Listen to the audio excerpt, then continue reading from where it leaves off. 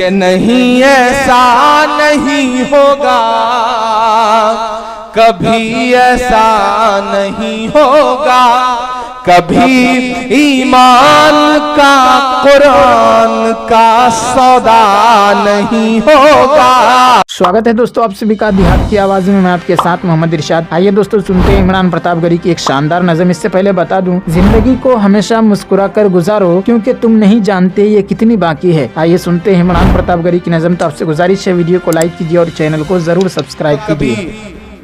سڑک پر نعرے لگوا کر کے ایک بھیڑ گھوم رہی ہے جو آپ کو مار دے گی۔ میں تو بس 4 مصرے پڑھتا ہوں صاحب، کہ نہیں ایسا نہیں ہوگا، کبھی ایسا نہیں ہوگا۔ تھوڑا سا مجھے لگے کہ وہ بنگال جو اس سے پہلے مجھے ملا ہے، اس سے پہلے جو شپ پور مجھے ملا ہے، چوڑا بستی ملی ہے جو اس سے پہلے سال بھر پہلے جو جنون تھا وہ سیاسی حالات کی وجہ سے کم نہ پڑے، کمزور نہ پڑے، کیونکہ یقیناً بہت مشکل وقت ہے۔ ایسے وقت میں چپ رہے تو اچھا نہیں رہے گا۔ لبوں پر ہم سجا کر آیت قرآن نکلے ہیں، وطن پر مرنے مٹنے کا لیے ارمان نکلے ہیں۔ زمانہ گر تلا ہے جان لینے پر تو کیا ڈرنا، ہتھیلی پر سجا کر ہم بھی اپنی جان نکلے ہیں، ہتھیلی پر سجا کر ہم بھی اپنی جان نکلے ہیں۔ کہ نہیں ایسا نہیں ہوگا، کبھی ایسا نہیں ہوگا، کبھی ایمان کا قرآن کا سودا نہیں ہوگا، کبھی ایمان کا قرآن کا سودا نہیں ہوگا۔ ہمیں تم قتل کر دو شوق سے منظور ہے، لیکن اگر لگے کہ پچھلے 1 سال میں عمران کہیں سے کمزور نہیں پڑا ہے تمام مشکلوں کے باوجود، تو میرا حوصلہ بڑھانے کے لیے میرا ساتھ دینا۔ ہمیں تم قتل کر دو شوق سے منظور ہے، لیکن شریعت کے کسی مدعے پہ سمجھوتا نہیں ہوگا، شریعت کے کسی مدعے پہ سمجھوتا نہیں ہوگا۔ اور میری نئی نسلوں، یہ جو ڈرانے والے لوگ گھوم رہے ہیں جھنڈ بنا کر کے، میں 4 مصرے پڑھتا ہوں کہ نہ بزدل کی طرح تم زندگی سے ہار کر مرنا، تیار رہنا، نہ بزدل کی طرح تم زندگی سے ہار کر مرنا۔ ارے ایمان والوں ظلم کو للکار کر مرنا، ارے ایمان والوں ظلم کو للکار کر مرنا۔ کبھی جب بھیڑیوں کا جھنڈ تم کو گھیر ہی لے تو اگر مرنا پڑے تو 4-6 کو مار کر مرنا، اگر مرنا پڑے تو 4-6 کو مار کر۔ آئیے دوستو نظم سننے کے بعد ندا ممبر و محراب کتاب سے سنتے ہیں کون سا نظام بہتر۔ ان آیات اور احادیث سے یہ بات واضح ہو جاتی ہے کہ اسلام نے معاش کا بوجھ کسی صورت بھی عورت پر نہیں ڈالا ہے، بلکہ اس کی ساری ذمہ داری شوہر پر ہے۔ اس طرح عورت گھرداری کے نظم اور بچوں کی تربیت کے لیے بالکل فارغ اور یکسو ہو جاتی ہے۔ اس کے برعکس آپ اس معاشرہ پر نظر ڈالیں جس میں ایک غلط خیال کے مطابق عورت کو آزادی دی گئی ہے۔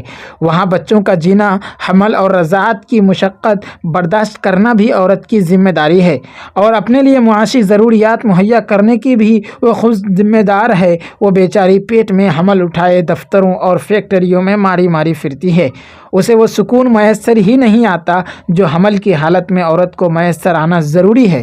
اس سے صرف عورت پر ہی ظلم نہیں ہوتا بلکہ بچہ پر بھی ظلم ہوتا ہے۔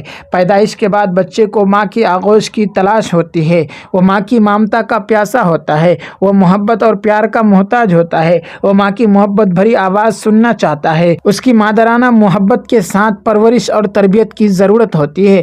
مگر ماں کی مصروفیات بچے کی ان ساری آرزوؤں اور ضرورتوں کا خون کر دیتی ہیں۔ میں مانتا ہوں کہ ان بچوں کے لیے بہترین دودھ اور غذاؤں کا انتظام کر دیا جاتا ہے، مگر آج کے اس روشنی کے دور میں بھی کیا کوئی ڈاکٹر یا سائنسدان اس بات کو تسلیم کرنے کے لیے تیار ہے کہ یہ غذائیں ماں کے دودھ کا متبادل بن سکتی ہیں؟